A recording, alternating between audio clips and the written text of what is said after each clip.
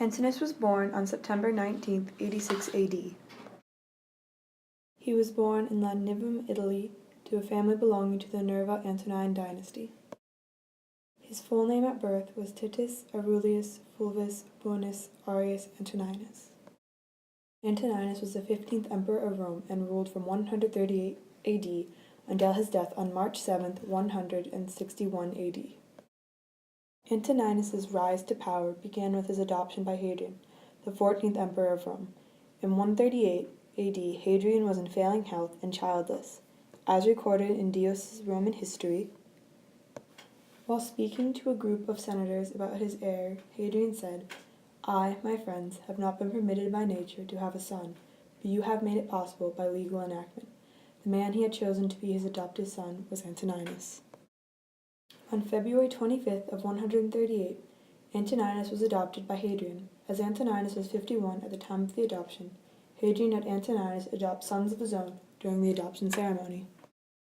Antoninus adopted Marcus Annus Verus and Lucius Verus as his two adopted sons. Antoninus's rule began after Hadrian's death on July 11, 138. Hadrian had died an unpopular man. One of Antoninus's earliest setbacks was resistance to deify Hadrian. He met with opposition on account of certain murders of eminent men at the beginning and end of Hadrian's rule. The Senate opposed his efforts at first, but through Antoninus's persistence and determination, Hadrian was made a deity.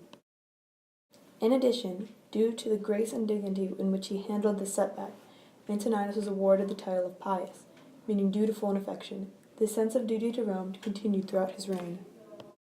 An example of his devotion was the numerous public works constructed during his reign. Many of these buildings were constructed in response to an earthquake. It was described by survivors as a most frightful earthquake, in which various cities were severely damaged or fell to utter ruin. Antoninus repaired these buildings, giving the citizens of Rome a place to live. In addition to this, Antoninus reformed the law code of Rome. He introduced the concepts of innocent until guilty, and that a trial must be held before punishment is given. With his reforms, the cruelty of the Roman courts greatly decreased. The Roman Empire during Antoninus's rule had no major war, but almost constant disturbances. In response to this, he built the Antonine Wall, beginning construction in 142. The wall was a stone and earth barrier built across central Scotland to assert Roman dominance and to prevent attacks on Rome from the Roman Britain, keeping the peace. Rome itself was untroubled during Antoninus's reign, but his personal life was not. In 140, his beloved wife Faustina the Elder died. To commemorate her, a coin is created with her image and the phrase Diva Faustina, Divine Faustina, and a charity, Puellae Faustinae, Faustina's Girls, was founded in her memory in order to help orphan girls receive education. It was charitable acts like this that led to Antoninus's 23-year peaceful rule. He lived to the age of 74, and as recorded by Quadratus, a Roman governor, he died at a most advanced age, and that his death, when it came, was most peaceful like the gentlest slumber. Antoninus died after a short illness, reportedly caused by an overindulgence of Alpine cheese. He died on March 7, 161, leaving a mourning Rome behind. His two adopted sons, Marcus Aurelius and Lucius Verus, ruled as joint emperors after his death.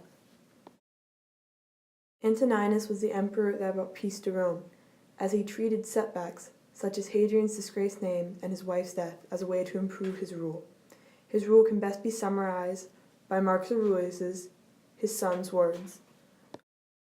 "Remember his qualities, so that when your last hour comes, your conscience may be as clear as his."